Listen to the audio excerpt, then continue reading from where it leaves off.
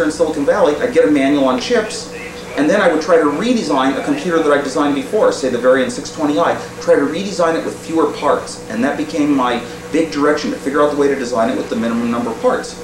Well, all my life I wanted to build one of these computers. I might have had 40 designs by the time I was done my first year of college, but I could never get a company to give me the parts to build one, and finally I designed a real clever computer using almost no parts at all, because it wasn't an existing computer. It was my own design, and it was designed with the intent to have the very minimum number of parts and have a very minimal instruction set that I knew was enough.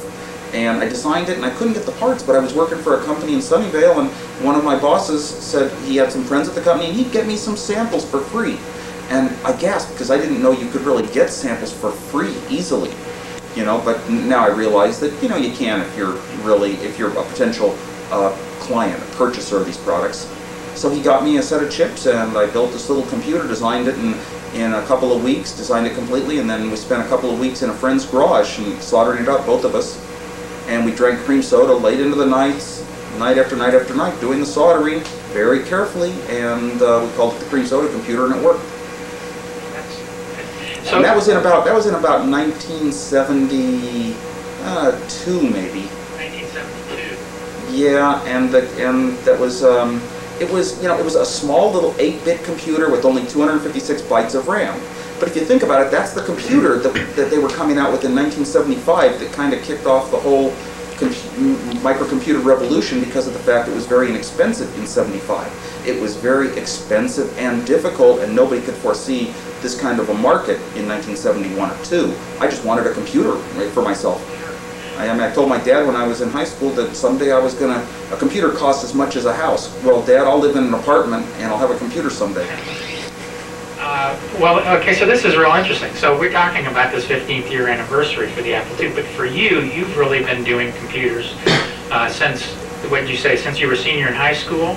No, I had computer projects back as far as 5th grade. I had complicated switch and light arrangements that were a lot of logic, and I had a tic-tac-toe computer made out of transistor and diode gates on a piece of plywood in 6th grade. 1962, I think. 1962. Yeah. So this is really for you. It's a 30th anniversary. I mean, you basically played with computers for 15 years before. Oh, sure. Before I went through successful science fair projects, and then I found out what real computers were and started designing my own. But I could never I never got to touch one. There were none in our schools.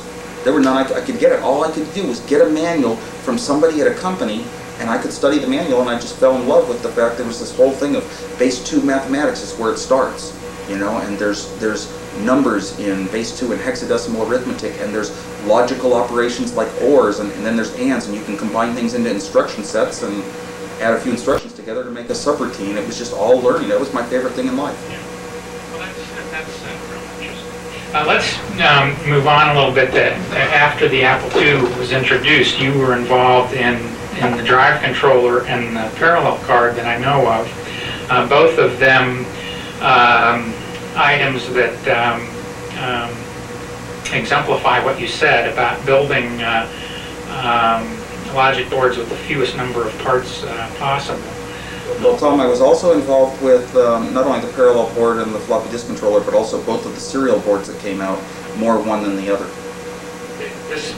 These were, you're talking about the two before the Super Serial Card, or one of those was the before the Super Serial Card, we had an equivalent serial card that I wasn't that responsible for, or was I? I think I wrote all the firmware, maybe for both of our serial cards. We had 2 serial cards, but one was almost no parts at all, and I was involved with that. And the floppy disk controller was my favorite project. I've read that you basically finished the disk controller and then realized if you made one more change, you could have it with no crossovers, and so you stayed up for a couple more nights and redid the whole thing.